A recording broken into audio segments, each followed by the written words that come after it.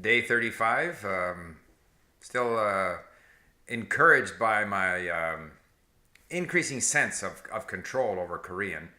Speaking with Mr. Chun, the editor of Jonggang Ilbo, yesterday, and noticing it again in my reading and listening. So that kind of always spurs you to more activity when you feel you're getting somewhere.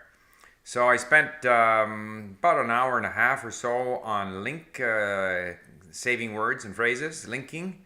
One was this article that, again, one of my viewers told me about, which was Kim Young-ha giving a TED, T-E-D, speech in Korean with the transcript, which we then loaded into our library at Link, so I went through that.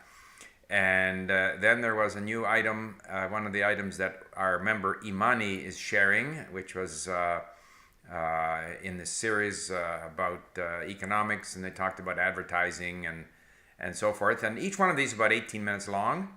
And so however many words that is, I went through creating lots of links. And then with that, I took off to go skiing. And while it's 6, 7, 8 degrees here down in below, half an hour away, it was snowing, and there was lots of snow on the trails. And I skied and I listened a few times to each one of these.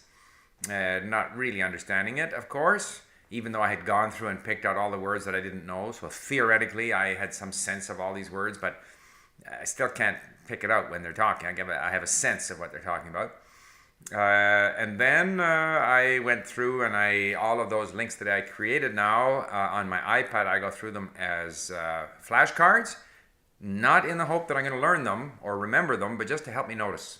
And I moved the status of a number of them up to known that I'm now quite familiar with. And then the last thing I'm going to do after dinner is to read both of those 18-minute episodes on my iPad.